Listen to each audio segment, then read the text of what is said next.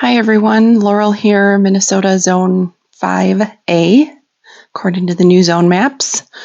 I'm on my porch, beginning of January or mid-January, and we just had a big cold snap. So outside, my phone says it's -1 with wind chill about -22. I'm on my unheated 3-season porch where I overwinter a lot of plants. And you can see I have a thermometer. It says it's about 20 degrees in here, 20, maybe 21. I have some annuals. This is a Dusty Miller, new look Dusty Miller. I've overwintered that now for several years on the porch, and it gets a big cutback in the spring. Same thing with some mums. That's lemon ball or lemon coral sedum. I do have some perennials out here too. You can see I still have my tree up. I don't usually take this down till it warms up a little bit outside because I don't want to be out here for that long in the cold. And I do have some perennials down here. There's some vinca and some heuchera that I'm overwintering on the porch rather than the garage. My other perennials I have in the, or not the garage, the shed, which is attached to the garage. But because these were in smaller cans, it does stay a little bit warmer on the porch, so I left them out here. This is on the south side of the house, so when it is sunny, it does get full sun.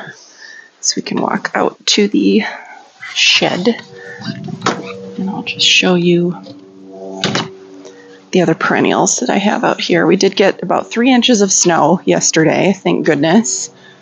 We got at least something covering the ground and protecting some of the plants. Oh, there's a helicopter flying very, very low. That's loud. Okay.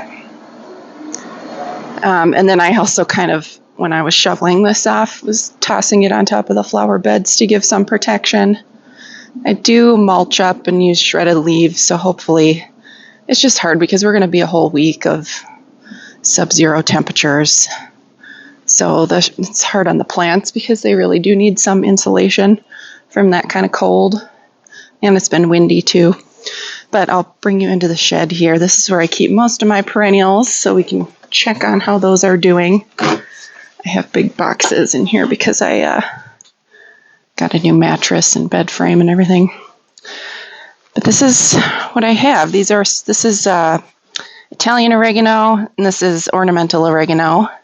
Those keep coming back for me, even though they're not hardy, but this is the rest. These are the rest of my perennials. These are hardy in my zone. They're all zone 4 or below. And I do have a thermometer out here as well. It's about 21, 22 degrees maybe out here. So they do just fine. I give them water. I just be careful, really careful not to overwater. That's the biggest thing. They need a little bit because their roots are obviously alive and still active, but they're not actively growing. They don't have any top growth or leaves to support. So I've done this for many years, and I think what has killed some in the past is when I overwater. And these got a good dousing a couple weeks ago. It's maybe once a month. I'll come out here either with a watering can and just give a little trickle to each one, or I'll grab a handful of snow and plunk it on top of each of these, and then it kind of melts and thaws, freezes, whatever, trickles down as it melts. So, but they do okay. And wow, I still have some annuals over here. Here's another Dusty Miller. This one's not looking as good as the one inside, but there's still a geranium back there. I don't know if that's going to make it through this. But I haven't gone out to the back yet, so maybe we'll take a look in the backyard really quickly. It looks like a hydrangea. You can see all the little bird tracks and squirrel tracks under the feeders here. Hydrangea bloom blew away from somewhere. Yeah, looking nice. I don't even want to disturb it with my feet. I did see a bunny hopping around. I can see the bunny tracks in the snow. So at least we got a couple inches. I was getting really worried that we weren't going to get much or only an inch or so of snow, which would not be great with this cold weather. So Thank goodness we got a little something. I am all bundled up right now. I got my coat on that goes down to my shins. Big down coat. I had to go fill up on gas this morning in the car. That was miserable. It was pretty windy. That's when it's like, oh, it hurts your face just to be outside. Nine bark didn't lose all of its leaves, so those are hanging on, but we've got that dogwood with the pretty red stems. Oh, it kind of hurts to breathe a little bit.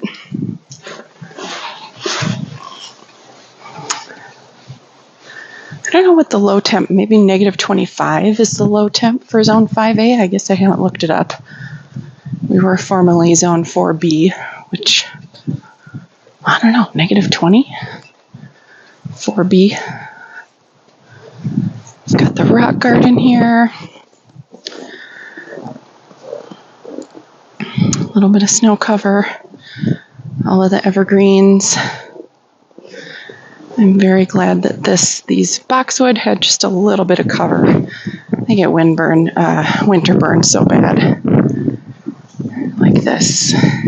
When they're exposed. Normally we have a lot more snow. Last year we had a few feet. We got these huge blizzards. Ooh, it is chilly.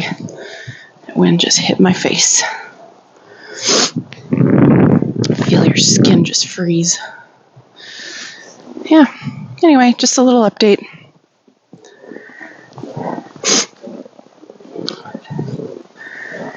I wanted to mainly show you how I overwinter things.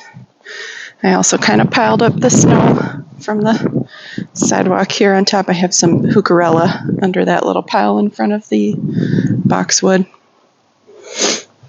Hope they don't get too burned. There used to be 3 here when I moved in. There was a third one that had died off.